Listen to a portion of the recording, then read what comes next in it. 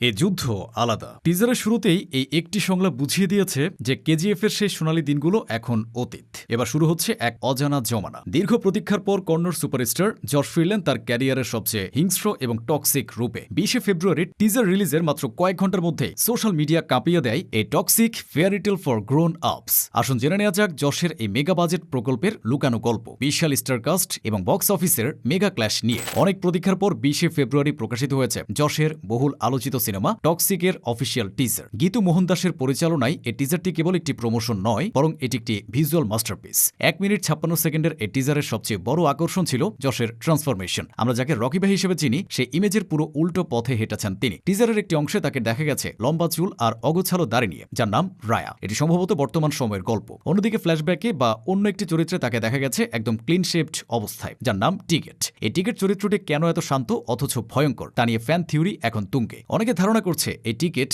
রায়ার ছেলেও হতে পারে, যার একটি ডায়লগ ছিল আম হোম ড্যাডি। টিজারের অ্যাকশন সিকোয়েন্সগুলো লক্ষ্য করলে দেখা যায় এবার আর কেবল বন্দুক বা হাতাহাতি নয়, বরং স্টাইলিশ এবং গ্রাফিক ভায়োলেন্সের উপর বেশি জোর দেওয়া হয়েছে। টিজারটি বেশ ডার্ক এবং গোথিক থিমের। এটি কোনো সাধারণ রূপকথা নয়, বরং বড়দের জন্য এক নিষ্ঠুর গল্প। টিজারে একটি খ্রিস্টান ধর্মীয় মূর্তির উপস্থিতি লক্ষ্য করা গেছে, যা নিয়ে অলরেডি বিতর্ক দানা বেঁধেছে। পরিচালক গীতু মোহন দাস টিজারের কালার গ্রেডিং করেছেন খুব সাবধানে। ধূসর এবং নীল রঙের আধিক্য পুরো টিজারটিকে এক মিস্টেরিয়াস লুক দিয়েছে।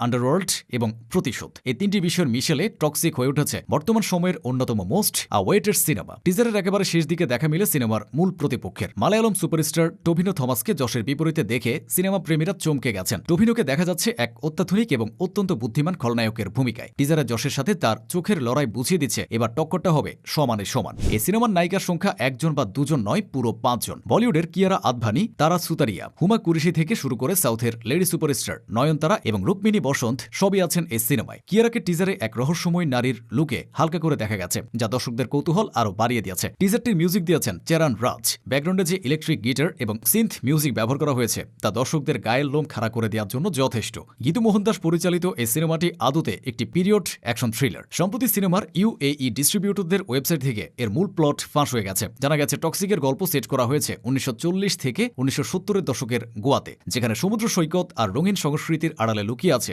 এক অন্ধকার জগৎ। এই গল্প এমন এক মানুষের যে রক্ত, ভয় আর বিশ্বাসঘাতকতার উপর দাঁড়িয়ে নিজের এক বিশাল ও ক্রাইম সাম্রাজ্য গড়ে তোলে। প্রায় 400 কোটি টাকা বাজেটের এই সিনেমাটি কন্নড় এবং ইংরেজি ভাষায় একসঙ্গে শুট করা হয়েছে। টিজারের সিনেমাটোগ্রাফি ছিল বিশ্বমানের, যা হলিউডের কোনো অ্যাকশন ড্রামা থেকে কম কিছু নয়। নির্মাতারা দাবি করছেন ইন্ডিয়ান সিনেমাতে এই ধরনের স্টাইলাইজড ভায়োলেন্স আগে কখনো দেখা যায়নি। আগামী 19 মার্চ 2026 তারিখে বিশ্বব্যাপী রিলিজ হতে যাচ্ছে টক্সিক। কিন্তু গল্প এখানে শেষ নয়। ঠিক একই দিনে রিলিজ হচ্ছে বলিউডের আরেক বড় মাপের সিনেমা রণবীর সিং অভিনীত ধুরন্ধর 2। যশ বনাম রণবীর সিং। ঈদ 2026-এর এই বক্স অফিস লড়াই যে কতটা ভয়াবহ হতে চলেছে তা এখন থেকে আঁচ করা যাচ্ছে।